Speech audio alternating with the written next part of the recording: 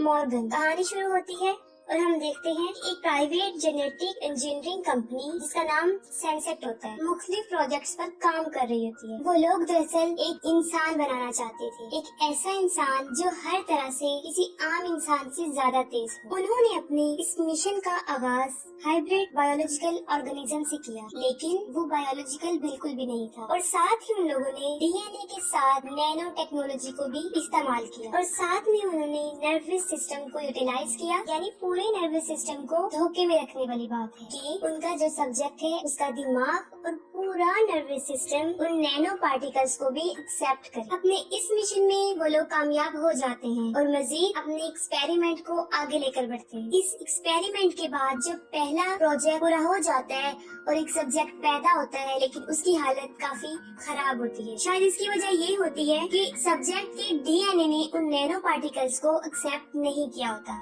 और वो इससे बाहर निकली होती है। इस एक्सपेरिमेंट में उनका सब्जेक्ट फेल हो चुका था। mental issues in its development.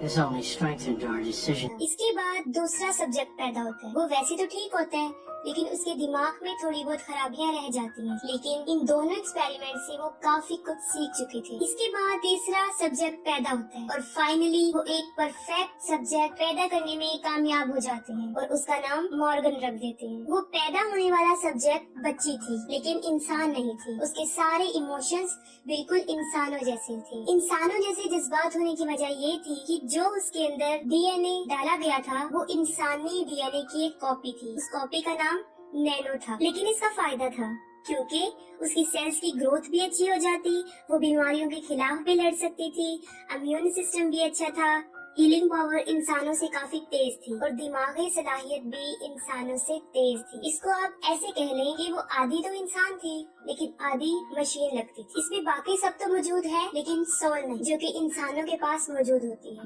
और शायद ऐसा सब्जेक्ट दुनिया की कोई लैब भी नहीं बना सकती थी। इस प्रोजेक्ट में कुछ खास लोग काम कर रहे थे जो कि सब साइंटिस्ट थे। उन्होंने अपनी सारी जिंदगी इस प्रोजेक्ट में लगाई और फिर उनको ये सब्जेक्ट मिला और यकीनन ये प्रोजेक्ट उनके लिए उनकी जिंदगी का सबसे बड़ा हिस्सा था।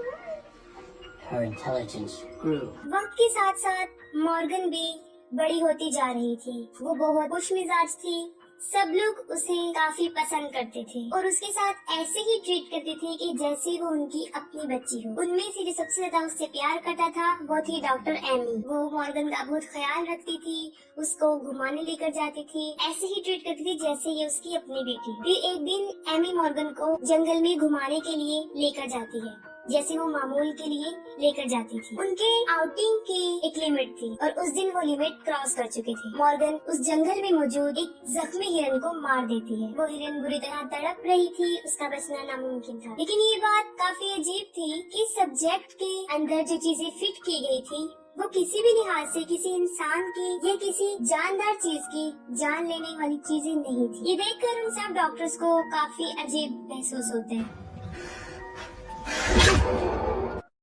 इसके बाद वो मॉर्गन को एक कमरे में कैद कर देते हैं क्योंकि वो खतरनाक होती जा रही थी, क्योंकि इन्हें अपने सीनियर डॉक्टर्स को रिपोर्ट करना होती थी। वो लोग इन्हें ऑर्डर करते थे जिनको इन्हें फॉलो करना होता है। मॉर्गन एक बच्ची थी लेकिन वो आम इंसानों से अलग थी, इसलिए दिन ब दिन वो बढ़ती जा रही थी और वो एक 5 साल की बच्ची थी। क्योंकि मॉर्गन को कैद में रखा गया था, इससे पहले वो एक आजाद जिंदगी जी रही थी, तो उसको ये जिंदगी पसंद नहीं आती, वो अपनी उस लाइफ को मिस कर रही होती है। उसके बाद एक रात को एक कैदी जो थेरेपिस्ट होती है वो मॉर्गन से मिलने आती है, उसे कोई बात करने आती है। लेकिन मॉर्गन जो कि इस मुश्किल हालात में थी अपने जज्बात को काबू न कर सकी और वो उस कैदी थेरेपिस्ट पर हमला कर देती है, जिससे उस कैदी की आंख जख्मी हो जाती है। इसके बाद वो फिर भी मॉर्गन से अपने प्यार को कम नहीं करते क्योंकि वो ये जानते थे कि उसके अंदर इंसानों जैसे जज्बात हैं और जज्बात कभी भी काबू में नहीं आते। Obvious setbacks.